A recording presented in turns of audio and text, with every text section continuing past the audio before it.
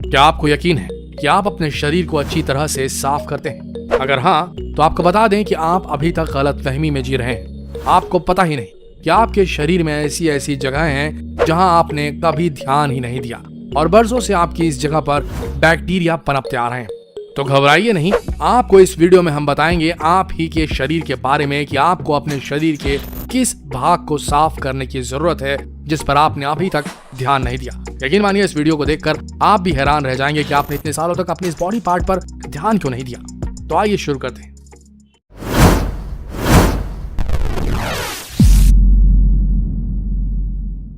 नाभि। क्या नहाते वक्त आपने कभी अपनी नाभि की तरफ ध्यान दिया है? आपको शायद पता नहीं, लेकिन आपकी नाभि की गहराई में बहुत सारी गंदगी छिपी हुई है और उसे अब साफ करने की जरूरत आन पड़ी है।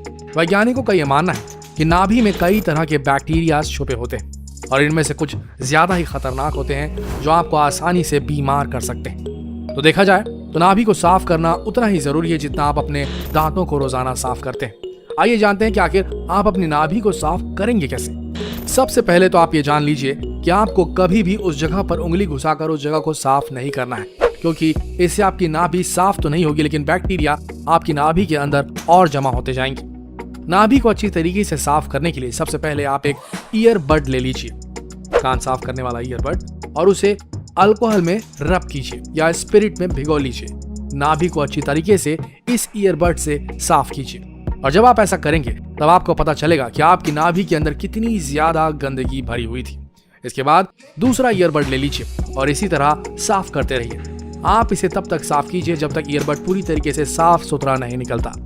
इसके बाद आखिर में आप एक साफ ईयरबड लीजिए, उसे पानी में भिगाइए और नाभि पर एक बार और अंदर फिराइए ताकि उसमें लगा हुआ स्पिरिट या रबिंग अल्कोहल जो है वो साफ हो जाए। इसके बाद आप एक सॉफ्ट टॉवल की मदद से अपनी नाभि को अच्छी तरीके से पोंछ लीजिए। लेकिन ऐसे भी कुछ खुशकिस्मत लोग होते हैं जिनकी नाभि में गहराई नहीं होती, और अगर आप भी उनमें से हैं तो आपको जानकर खुशी होगी कि आपकी नाभि की सफाई बहुत ज्यादा आसान है। आपको सिर्फ एक कपड़ा लेना है और नहाते वक्त उसमें अच्छी तरीके से साबुन लगा लीजिए और अच्छी तरीके से अपनी नाभि को साफ कर लीजिए और शावर लेने के बाद अपनी नाभि को अच्छी तरीके से सूखे टॉवल से साफ कर लीजिए। आपको मेहनत नहीं करनी पड़ेगी। कोहनी। आपने कई बार नोटिस किया होगा कि आपकी कोहनी आपके शरीर के बाकी हिस्सों से कहीं ज्यादा डार्क होती है। ऐसा इसलिए क्योंकि कोहनी की स्किन ज्यादा इलास्टिक होती है। जब हम अपने हाथों को बेंड करते हैं तो इसी इलास्टिसिटी की वजह से इस जगह की स्किन फैलती है और फिर सिकुड़ जाती है और इसी वजह से ये डार्क हो जाती है। लेकिन आप चाहें तो अपनी कोहनी का स्किन टोन डार्क से लाइट कर सकते हैं, बस आपको थोड़ा केयर करने की जरूरत है। इसके लिए हमेशा अपनी कोहनी को साफ रखिए और उसे अपने बाकी बॉडी पार्ट से कहीं ज्यादा मॉइस्चराइज रखिए। नहाते वक्त आप अपनी कोहनी को अच्छी तरह से रब कीजिए और नहाने के बाद उसे किसी अच्छे बॉडी लोशन से मॉइस्चराइज कीजिए। इसके बाद आप चाहें तो किसी अच्छे शुगर स्क्रब का भी इस्तेमाल कर सकते हैं और इतना सब करने के बाद अपनी कोहनी को साफ टॉवल से जरूर पोंछ लीजिएगा। आप अगर लगातार ये प्रक्रिया करेंगे तो कुछ ही दिनों में आपको महसूस होगा कि आपकी कोहनी की स्किन टोन धीरे धीरे डार्क से लाइट होते जा रही है और जो बैक्टीरिया वहां समा जाते हैं ड्यूरिंग स्ट्रेचिंग वो भी साफ हो जाएंगे। कानों के पीछे बिहाइंड द ईयर्स। आपने कभी ध्यान नहीं दिया होगा लेकिन आपके कान के पीछे के हिस्से में भी सफाई की बहुत ज्यादा जरूरत होती है। तो अगर आप भी कई बार अपने कान के पीछे के हिस्से को साफ करना भूल जाते हैं तो आपको बता दें कि अगर आप उस जगह पर सफाई नहीं करते हैं तो वहां पर सीबम ज्यादा पैदा होगा।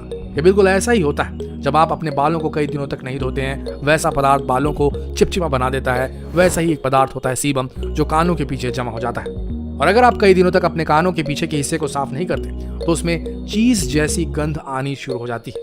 और अगर ऐसी गंध आनी शुरू हो जाए तो आप समझ लीजिए कि आपके कान के पीछे के हिस्से में बहुत ज्यादा बैक्टीरिया जमा हो चुके हैं और उसे अब केयर की बहुत ज्यादा जरूरत है। तो इस जगह को साफ करने के लिए आपको सबसे आसान तरीका बताते हैं। आपको सबसे पहले रुई लेनी है और उसे व्हाइट विनेगर में भिगो लेना है और नहाने से पहले आप इस सॉल्यूशन से अपने कान के पीछे के हिस्से को अच्छी तरीके से मालिश कर लीजिए। व्हाइट विनेगर के कांटेक्ट में आते ही आपके कान के पीछे छिपे बैक्टीरिया पूरी तरीके से नष्ट हो जाएंगे और इसके बाद आप आराम से शावर ले सकते हैं। पैर, फीट। अगर आप अपने पैरों को साबुन से या शावर जेल से साफ करते हैं तो आपको बता दें ये काफी नहीं है, क्योंकि आपके पैरों की स्किन आपके शरीर के बाकी हिस्सों से कहीं ज्यादा सख्त और मोटी होती है और जैसे जैसे उम्र बढ़ती है पैरों की स्किन और ज्यादा सख्त होती जाती है। और अगर आप अपने पैरों की अच्छी तरीके से केयर नहीं करते तो आने वाले समय में आपके पैरों में दरारें भी पड़ जाएंगी और हो सकता है कि आपके पैरों में इन्फेक्शन भी हो जाए। तो अगर आप इन परेशानियों से बचना चाहते हैं तो आप सबसे पहले गर्म पानी लीजिए और उसमें थोड़ा सा नमक मिला लीजिए और उसे थोड़ी देर के लिए ऐसे ही छोड़ दीजिए। इसके बाद आप अपने पैरों के अंगूठे को और एड़ियों को अच्छी तरह से साबुन से धो लीजिए और धोने के बाद आपने जो नमक वाला गर्म पानी का सॉल्यूशन बनाया है उसमें पैरों को थोड़ी देर के लिए डुबा कर रख दीजिए। और इस वक्त आप चाहें तो कोई किताब भी पढ़ सकते हैं या फोन में हमारे YouTube वीडियोस भी देख सकते हैं। 10 मिनट बाद आप अपने पैरों को बाहर निकालिए और उसमें फुट स्क्रब का इस्तेमाल कीजिए। इससे आपके पैरों की डैमेज स्किन सेल्स पूरी तरीके से साफ हो जाएंगी और आखिर में आप अपने पैरों को अच्छी तरह से साफ टॉवल से पोंछ लीजिए। ध्यान रहे आपको ये प्रक्रिया हफ्ते में एक बार जरूर करनी। अब आते हैं एक ऐसे अंग पर जिसे हम साफ करते तो रोज सुबह है लेकिन सही तरीके से नहीं कर पाते, और वो है दांत यानी कि टीथ। क्या आप उन लोगों में से हैं जो दिन में 2 बार ब्रश करते हैं और उसके बाद माउथ वॉश का भी इस्तेमाल करते हैं, लेकिन उसके बाद भी आपकी सांसों से बदबू आती रहती है?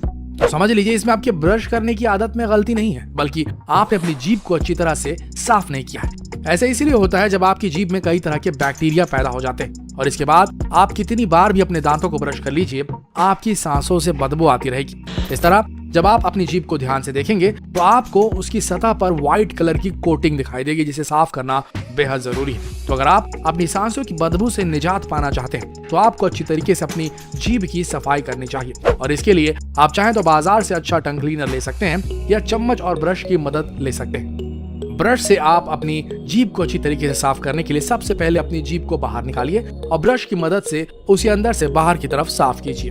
ध्यान रहे आपको बाहर से अंदर की तरफ बिल्कुल भी साफ नहीं करना है, नहीं तो सारे बैक्टीरिया आपके पेट में चले जाएंगे। इस प्रोसेस को आपको 2 से 3 बार एक दिन में करना है जब तक आपकी जीभ की व्हाइट कोटिंग जो है पूरी तरीके से साफ ना हो जाए। ऐसा करने के बाद आपको खुद महसूस होगा कि आप जो भी चीज खाएंगे उसका टेस्ट आपको कुछ ज्यादा ही बेहतर लगेगा। ऐसा इसलिए क्योंकि आपके जीभ के टेस्ट बड्स उन बैक्टीरिया से फ्री हो चुके होंगे और आपको नमकीन, मीठा स्वाद और हर तरह का स्वाद बेहतर समझ आने लगेगा। अब आते हैं कानों पर, ईयर्स। अगर आप भी ईयरबड की मदद से अपने कान साफ करने के शौकीन हैं तो इस वीडियो को देखने के बाद आज के बाद आप ऐसा करना बिल्कुल छोड़ देंगे। असल में जब हम ईयरबड की मदद से कान साफ करते हैं तो ईयरबड कान में मौजूद वैक्स को बाहर निकालने की जगह उसे और अंदर धकेल देता है और इसे होता यह है कि आगे चलकर कान में परेशानियां शुरू हो जाती हैं। कभी कान में दर्द होता है तो कभी कान से पानी निकलने लगता है। इसलिए अगर आपको अच्छी तरह से अपने कानों की सफाई करनी है तो सबसे पहले एक ईयर ड्रॉपर ले लीजिए, वही ईयर ड्रॉपर जिसकी मदद से हम सभी कानों में दवाई डालते हैं जब हमारे कान में दर्द होता है। और इस ईयर ड्रॉपर में या तो आप बेबी ऑयल मिला सकते हैं या मिनरल ऑयल या हाइड्रोजन पेरोक्साइड। बस आपको इनमें से कोई भी एक चीज सिर्फ 2 से 4 बूंद लेनी है आई ड्रॉपर में। इसके बाद आपको अपने कान के अंदर इसकी सिर्फ 2 या 4 बूंदें ही गिरानी है और गिराने के बाद इसे 1-2 दिन के लिए यूं ही छोड़ दीजिए। कुछ ही दिनों में आपके कान में जमा हुआ वैक्स पूरी तरीके से सॉफ्ट हो जाएगा।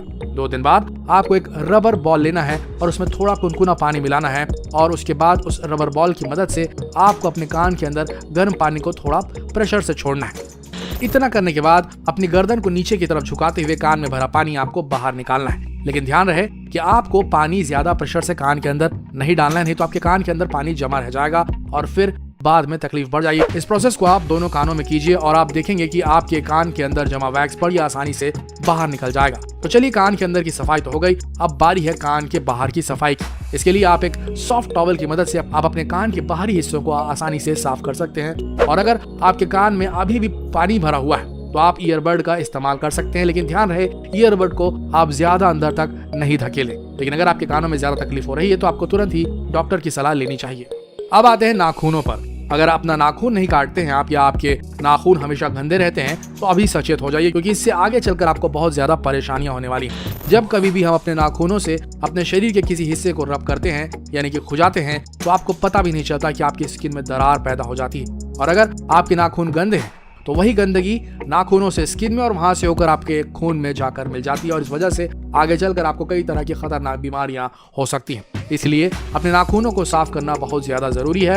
आप चाहें तो अच्छी तरह से साबुन से अपने हाथ धो सकते हैं, लेकिन अगर इसके बाद भी आपके नाखून गंदे दिखते हैं तो आप गर्म पानी में थोड़ा साबुन का घोल बना लीजिए और रुई से अपने नाखूनों और अपनी उंगलियों को अच्छी तरह से साफ कर लीजिए। उसे तब तक साफ करते रहिए जब तक आपके नाखून पूरी तरीके से साफ नहीं हो जाते।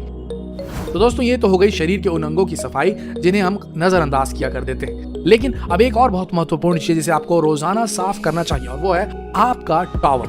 अगर टॉवल की बात की जाए तो ऐसे कई लोग हैं जो हफ्तों और महीनों तक अपने टॉवल को धोते नहीं है। लेकिन शायद आप लोगों को पता नहीं कि टॉवल में बहुत ज्यादा मॉइस्चर होता है और आपके बाथरूम के गर्म तापमान की वजह से उसमें बहुत जल्दी बैक्टीरिया पनपने लगते हैं। और आपको बता दें कि ये बैक्टीरिया ह्यूमन फ्रेंडली बिल्कुल भी नहीं होते, ये बड़ी आसानी से आपको बीमार कर सकते हैं। इसलिए हर 3 दिन में अपने टॉवल को वॉशिंग मशीन में कम से कम धोना ना भूलिएगा। आशा करते हैं ये वीडियो आप सबको सही जानकारी देने में कामयाब हुआ होगा। ऐसे ही वीडियोस के लिए बने रहिए हमारे चैनल के साथ, और अगर वीडियो पसंद आया तो प्लीज प्लीज प्लीज इसे शेयर करना ना भूलिएगा। धन्यवाद।